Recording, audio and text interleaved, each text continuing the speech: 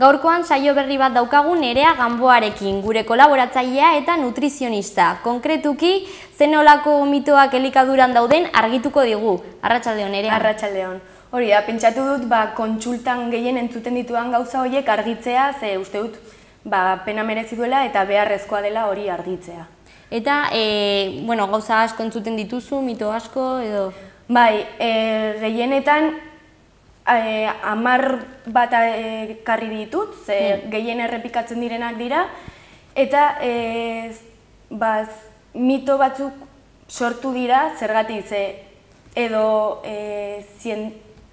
artikulo zientifikoak gaizki interpretatu direlako, eta orduan prentsan eta agertzen diren artikuluak konfusioa sorrarazten dutelako, edo industria atzetik dagolako eta hori pentsatu arazi egin digutelako. Eta adibidez, zein izango litzateke lehendabizikoa? Lehenengoa, gehien entzuten dena, 5 aldiz egunean, 5 otordu egin behar ditugu egunean. Hori ez da egia. Kasu bakoitza desberdina da, beti aipatzen dugu pertsona bakoitzarekin modu batera landu egin behar dugula bere elikadura, eta hori, egongo da kasu bat, 5 otordu egin behar ditula egunean, beste batek, igual, 3 otordu egiten ditu egunean, eta berarentzat hori da proposena, bakoitzak bere bizimoduarekin, eta bere bizimodua... horren arabera ez? Bizimoduaren arabera egokiagoa izango da 3 otordu egitea, 4, 5 edo 6. Orduan, ez da egia 5 otordu ez balin baditugu egiten gizenduko garela edo ez garela osasuntsu egongo. Horrekin lotuta baita ere, bigarren mitoa zein da gosaria otorduri garrantzitsuena dela. Seguraski, askotan entzun duzue, horrelako... Energia hartzeko... Hori da, edo... Egun hasteko, bai. Edo ez badugu gozaltzen, gero bai ikastolan edo bai lanean ez garela ongi egongo. Honen atzean nor dago, printzipalki gozarian jaten ditugun produktu horien industria. Orduan, pentsarazi digute, gosaria beharrezkoa dela guk energia izateko. Ez da egia. Badago jendea, esnatzen denean, gozea daukala eta behar duela gozari osasuntsu bat funtzionatzeko, nolabait esateko, baina nik esaten dudana, berdin du gozaltzea edo ez gozaltzea. Baina mesedez, gozaltzen baldin baduzue osasuntsua izatea. Orduan, nik gaieta batzuk edo esnea azukredun kakao horrekin hartzen baldin badugu, ez da ezertarako balio. Edo adibidez, haur bati horrelako gozari bat ematen baldin badiogu, madalenekin edo pilekin, benetan horrek bere gorputzarentzat ez du ezertarako balio. Orduan, gozari osasuntsu bat ematen baldin badiogu, agian bere rendimendua hobeagoa izango da. Eta orduan, noiz gozaldu edo jan behar dugu adibidez hori 5 janari horiek egin gozea daukagunean edo... Ahaztu egin zaigu gure gorputza entzun behar dugula. Orduan, jaiotzen garenetik gure gorputzak badaki noiz behar duen janaria, orduan horretarako daukagu goze eta sentsazio horiek. Orduan, ahaztu zaigu gure gorputza entzun behar dugula. Orduan, gozearekin esnatzen baldin bagara, noski gozaldu behar dugu, baina esaten dudana, gozari osasuntsu bat, fruta, ogia baina kalitatezko ogi bat, edo nahi duguna, nahi baldin badugu, dilista batzuk gozaldu ditzazkegu. Baina hori, osasuntsua den janariren bat. Eta gero berdina, merendatzeko edo bazkaltzeko, azkenean markatu egin zaizkigu, gehienetan ere lanean ere markatzen zaizkigulako otordu horiek, baina agian ez daukagu gozerik. Eta afaldu behar dudalako, ez gozea dudalako. Orduan, nire gomendioa zein da, gure gorputza entzutea, gau batean ez baldin badut gozerik, zerbait hartu gutxi edo ezer, ez da beharrezkoa, ez da ezer gertatuko, eta hori, zer da kontuan hartu behar dena egunean zehar jandugun guztia. Berdin da gauean hartu baldin badugu edo goizean. Orduan, egunean zehar hartu duguna kontatzen duena. Orduan hori, gure gorputza entzun. Ongi. Orduan horiek izango litzateke lehendabiziko biak. Hori da. Hirugarrena fruten inguruko mitoak dira. Asko entzuten dira, beti hainbat frutek gizentzen dutela, platanoa eta horrelako frutek azukre gehiago daukatelako eta hori, gizentzen dutela. Ez da egia. Baita ere zer esaten da, frutak postrean hartzen baldin baditugu, ez direla osasuntsuak eta gizentzen dutela. Eta baita ere, ordu zehatz batetik aurrera gizentzen duela frutak. Adibidez, gauean hartzen baldin badugu fruta, badago jendea pentsatzen duela, gizentzen duela edo ez dela osasuntsua. Hiru gauza hauek ez dira egia. Ez dakit zuk entzun dituzun edo... Bai, eta ere badago lotuta 5 otordu horiekin, ez? Hori da. Orduan, egia da frutak azukrea daukala, baina ez ditugu mantenugai bakoitza begiratu behar baizik eta elikagai osoa. Orduan, fruta egia da azukrea daukala, baina zuntzak baditu baita ere, vitaminak, mineralak, orduan, fruta hori jatean desberdina da gure gorputzan daukan eragina edo prozesua. Orduan, azukre hori fruta barruan janda ez da kaltegarria guretzat. Desberdina da zukuan hartzen baldin badugu fruta hori. Zergatik, guk laranjazko zuku bat egiten baldin badugu adibidez, zuntza gehiena kendu diogu, vitamina gehienak baita ere, orduan zer gelditzen da? Nolabait esateko hain osasuntsua ez dena, fruta barruan hain osasuntsua ez dena. Orduan, azukre hori libre gelditu da, ja ez dago zuntzarekin, ez dago vitamina hainbesterekin, eta guk hartzen dugunean eragina desberdina da. Azukre hori ja azkarrago sartzen da gure odolean eta orduan eragina kaltegarriagoa da. Orduan, goizean adibidez, fruta jaten baldin badugu, horrela orain udan fresko gozaldu nahi baldin badugu, fruta osoa izatea hobe. Eta fruten azukrea eta kafean uzten diguten azukrea berdina alda? Ez. Baina bereziki esan dudana, zergatik eragina ez da berdina, ze fruta barruan dagoen azukre hori badago zuntzarekin, eta orduan eragina desberdina da. Oreka bat dago. Hori da. Esaten duguna, frutaren barruan dagoen azukrea ez da azukre librea. Eta kaltegarria dena da azukre librea. Adibidez hori, kafean botatzen duguna, edo piletan eta ultraprozesatuetan dagoen azukrea eta horrelakoak. Eta OMEk, munduko osasun organizazioak, baita ere esaten du hori, zukuen azukrea baita ere librea bezala kontatzen du. Orduan kontu handia izan, ze hori pentsatzen dugu askotan, igual egunero goizean zuku bat hartzea osasuntsua dela, baina begiratu behar dugu baita ere kontekstua, ez? Agian zure elikadura osasuntsua baldin bada, ez baduzu egunean zehar azukrerik hartzen, goizan zuku bat hartzea ez da kaltegarria, ez? Baina gaur egun orokorrean, hainbeste azukre hartzen dugunez, hori, uste dut argitu behar dela hori, zukua ez dela fruta bezalakoa. Bale, ongi. Laugarrena, karbohidratoen inguruan. Zer esaten da karbohidratoen inguruan, arroza eta pasta horrelakoak gizentzen dutela, edo gauean ezin direla hartu, ez da egia. Lehen esan dugun bezala, kontuan izan behar dena da egunean zehar hartzen duguna.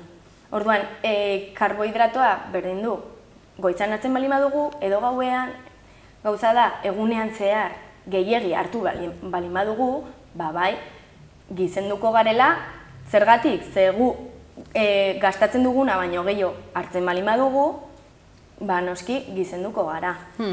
Baina ez gauean hartzen dugulako edo orduan lasai. Orduan bokata bat afaltzea edo askotan esaten dela ez dela osasuntsua, hori da egunean zehar hartu dugunaren arabera edo? Aukera osasuntsuagoak daude, noski, baina hori, adibidez, gauean arroza edo dilista batzuk, baita ere karbohidratuak dituztela, edo txitxirio batzuk hartzen baldin baditugu, ez da ezer gertatzen. Baina hori, askotan esaten dute gauean hartzen duguna, gantz moduan jartzen zaigu gorputzean zer lotaragoaz. Ez da horrela. Lotan gaude, noski gutxiago gastatuko dugu, baina kontuan izan behar dena da egunean zer hartu duguna. Bale, ongi. Bosgarrena, hau ere asko entzun da, gero eta gutxiago entzuten da, baina oraindik badago jendea egia dela pentsatzen duela. Arrautzek kolesterola igotzen dutela.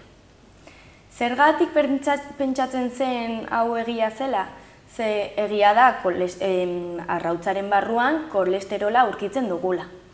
Eta orduan pentsatzen zen, elikagai honek kolesterola baldin badauka, gure odolean kolesterola igoko dela, baina ez da horrela.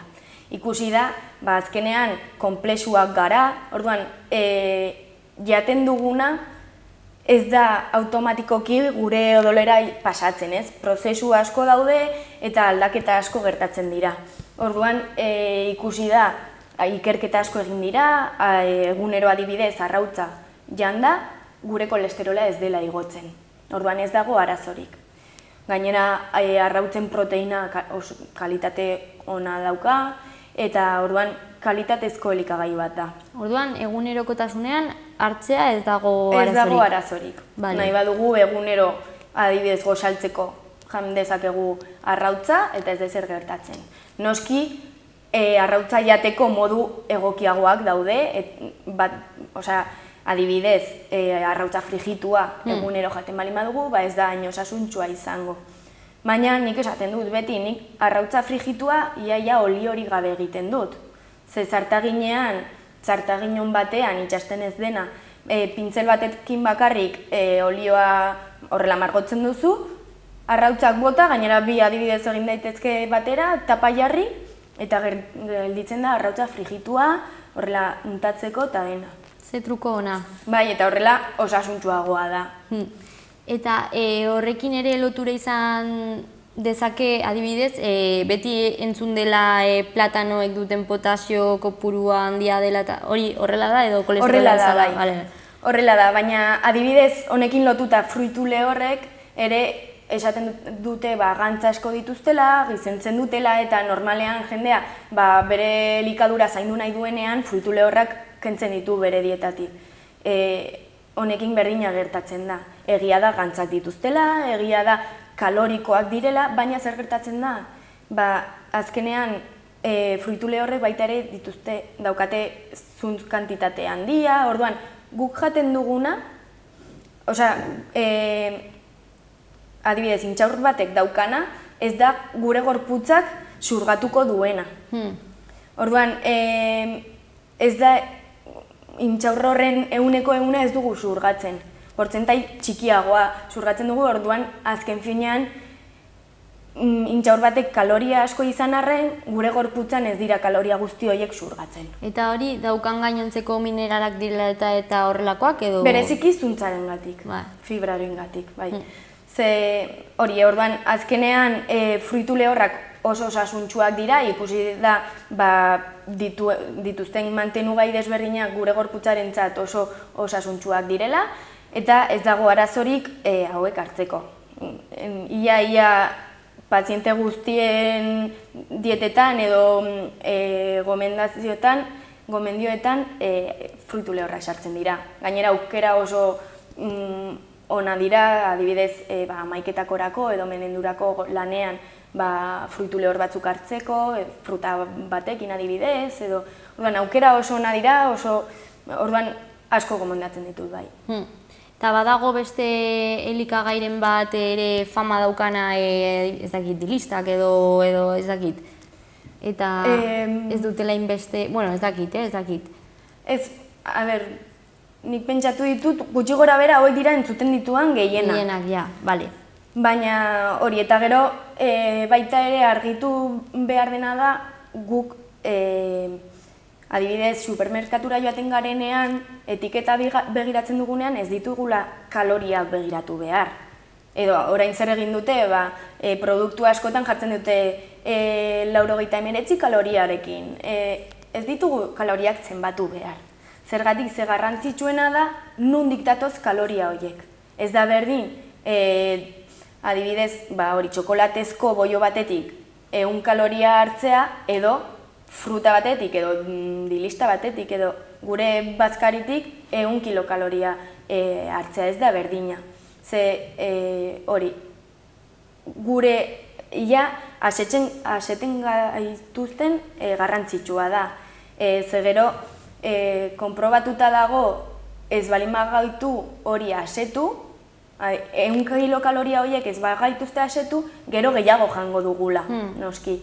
Orduan, alde batetik hori, gero vitamina, mineralak eta gauza guzti horiek ere garrantzitsuak dira. Leku batetik lortuko ditugu, bestetik ez. Orduan, kaloriak ez dira begiratu behar. Bai, azkenean, asetzea aipatzen duzunean, ez delako, ez digu elikatzen. Hori da. Orduan, gaur egun asko gertatzen ari dena da, bai, egunean zehar kaloria asko hartzen ditugu, edo janari asko hartzen dugu, baina benetan ez gaude ongi elikatuta. Falta zaizkigu vitamina asko, mineral asko, orduan defizit asko ditugu, baina bestalde obesitate asko dago, edo gainpesu asko dago. Zergatik, horregatik, azkenean ongi elikatzen ez gaituzten elikagaiak jaten ditugulako.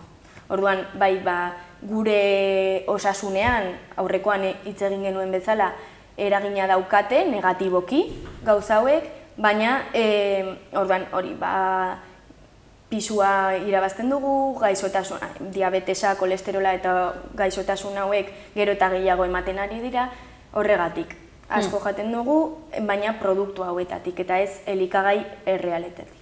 Eta elikatutak ez gaudeniz, azkenean gorputzak oraindik gosea dauka ez eta gehiago jaten dugu. Hori da, eta gero, orain hitz egingo dugu ze horren eraginez, industriak badakielako guk kaloria begiratzen ditugula eta horrelak gertu dira light, zero eta horrelako produktuak. Orduan, zer gertatzen da, jendeak pentsatzen duela horrelako produktuak osasuntsuagoak direla. Eta ez dira osasuntsuak. Produktu bat ez balimadak osasuntsua, azukreak kendu diotelako edo azukre gutxiago daukatelako, edo gantz gutxiago daukalako, ez da osasuntsuagoa.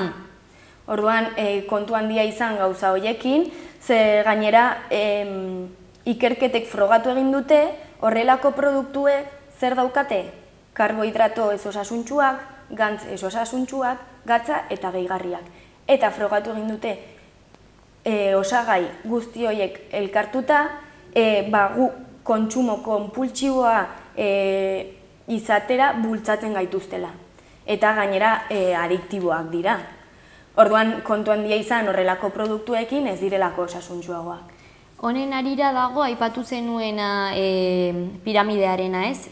Hori da. Saltzen digutela bat, baina ez dela osasuntsua. Hori da, azkenean gaur egun oso zaila da, ze elikaduraren inguruan, nutrizioaren inguruan entzuten diren gauza gehienen atzetik nor dago industria. Botere handia dauka, orduan horregatik pentsatut egokia zela gaur aurgarritzea, ze gehien entzuten duguna ez delako egia. Gero, azukrearekin lotuta beti entzuten da azukre beltza osasuntsuagoa dela. Edo orain sirope asko jarri dira modan eta horrelako siropeak hartzen dituzte jendeak, baina ez dira osasuntsuagoak. Zergatik, egia da azukre moreno edo azukre beltz, benetazko azukre beltz batek propietate gehiago izango dituela, baina gure gorputzean azken finean eragin berdina dauka. Gainera zein da arriskua jendeak osasuntsuagoa dela pentsatzen duenean gehiago botatzen. Orduan, azukre morenoa denez, bota dezaket, kontu izan gabe. Orduan, hori, azkenean ez da osasuntsuagoa. Zer da egin behar duguna? Gure gorputza eta bereziki gure ahoa akostumbratzea benetazko zaporeetan. Adibidez, kafea, beti esaten didate, kafea gustatzen zait, eta gero botatzen dute azukre pila bat. Ez zaizu kafea gustatzen, azukrea gustatzen zaizu. Orduan, kafearekin zer egin dezakegu gutxinaka azukre gutxiago bota. Ez egun batetik bestera azukrerik ez bota, ez zaigu gustatuko. Baina gutxinaka aldaketa hauek egiten baldin baditugu, azkenean kafea gustatuko zaigu, edo ez, igual ez egu kafea gustatzen, ez da zer gertatzen. Baina ezin duguna egin da dena azukrearekin edo gatz askorekin eta kamuflatu nolabait esateko. Eta azukreak aldu alternatibaren bat, ze askotan entzun izan dut panela adibidez. Hori da, esan dut, siropeak eta panela ere orain dago modan, orduan, esan dudana. Igual pixka bat osasuntsuagoak izan daitezke, baina gure gorputzan daukaten eragina, azken finean, berdina da. Eta gaur egun esan duguna, azukre gehiegi jaten dugu eta gure gorputzan horrek eragin kaltegarriak ditu. Orduan, kontu handia izan eta beti gertatzen dena, aurrekin bereziki ikastoletan ikusten dudana da, gurasoek esaten didate, jo, eske fruta ematen diot eta ez zaio gustatzen. Edo afaltzeko barazkia jartzen dizkiot eta ez zaizkio gustatzen. Normala da, ze berendatzeko zuku bat hartu du, boio bat eta horrelakoak. Zer gertatzen da, horrelakoak zapore asko daukatela, gehigarri asko dituzte, azukre asko, orduan bere gorputza hori nahi du. Bere gorputzak hori nahi du eta ez fruta bat edo barazki bat ez daki ia ze zapore daukan eta ez zaio gustatzen zapore hori, normala da. Orduan, benetazko elikagai errealak jaten balin baditugu eta txikitatik horiek ematen balin badizkiogu, baino gustatuko zaizkio. Ohitura kontu bat da. Ohitura kontua da. Eta oso zaila da, handiak garenean hori aldatzea, baina esan dudana, gutxinaka saiatzen balin bagara hori aldatzea, lortu daiteke. Oso ongi. Eta, bukatzeko, askotan entzuten dena da, denetari jan behar da. Denetari jan behar da, eta hori, ez da ezer gertatzen, gaur egun hori ezin da esan. Egia da, gure aiton amonek edo birraitonek, uste dut beraiei esaten balin bagenien denetari jan behar da, zentzua zeukala, baina gaur egun gure inguruan zer da daukaguna. Gehiena, elikagai ez osasuntsuak, ultraprozesatu horiek, gaixotasun kroniko horien prebalentzia igo dutela. Orduan, gaur egun nik uste ez duela zentzurik hori esatea. Jendea gainera hori esaten balin badiogu, berdin du gaur boio bat hartzea, eta gero azukredun esneki bat, eta horrelakoak. Orduan, egunean zehar edo astean zehar ikusten balin badugu zer jan duten, benetan ez da bat ere osasuntsua bere elikadura. Orduan ez da denetari jan behar. Zer jan behar da? Elikagai errealak, beti esaten dudana, ez? Frutak, barazkiak, zereal, kalitatezko zerealak, hori txitxirioak, dilistak eta horrelakoak. Orduan, prozesu edo industrian prozesu asko jasan ez dituzten produktu horiek jan behar dira. Hori entzun dudanean, denetarik jan behar dela ere, ez da esaten da edo entzun izan dut, eta kolore ezberdinetakoak. Bai, hori adibidez barazkiekin edo frutekin, zergatik esaten da hori, barazki bakoitzak propietate batzuk ditu. Orduan, edo fruta bakoitzak ez, batzuk vitamina bat izango dute gehiago eta beste batzuk beste bat. Orduan, garrantzitsua da pixka bat, fruta desberdinak jatea, barazki desberdinak jatea, vitamina eta mineral guzti horiek, mantenugai guzti horiek guk lortzeko. Baina, uste dut aurrekoan ere aipatu dut seguro, sasoiko frutak eta barazkia jan behar ditugula, horrela lortuko dugu kolore desberdinekoak izatea, eta tokian tokikoak.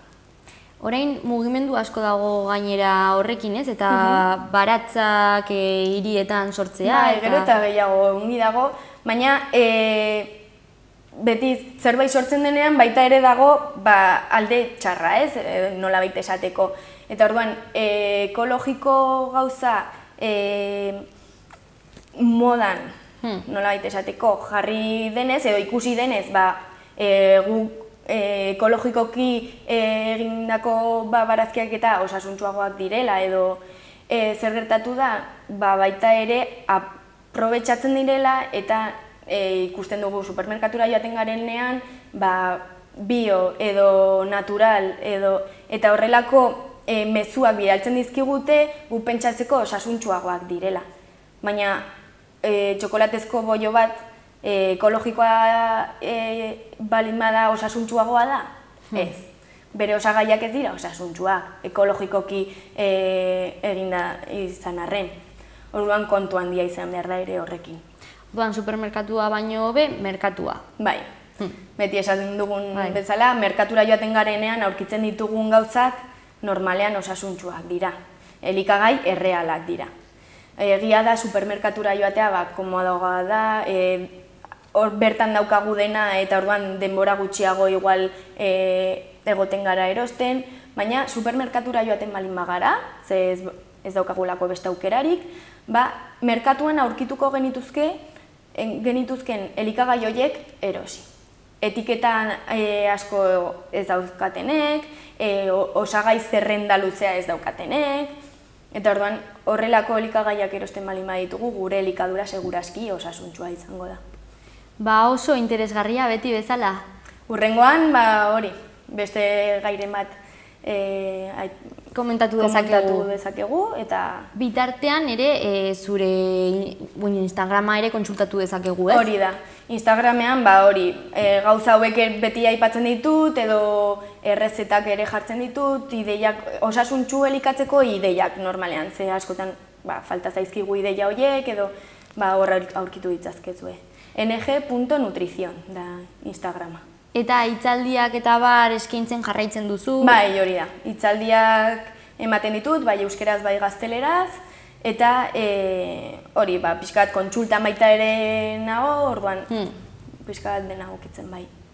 Eta, hori, informazio guztia Instagramean aurkitu dezakegu? Instagramean, edo korreoa da nereaganboanutrizion@gmail.com, orduan zalantzaren bat balin baduzu, edo hor aurkitu nahi dazue, bai. Mila esker Nerea etortzeagatik. Zuei. Eta hurrengoan jarrituko du. Hurrengoan arte, bai. Mila esker.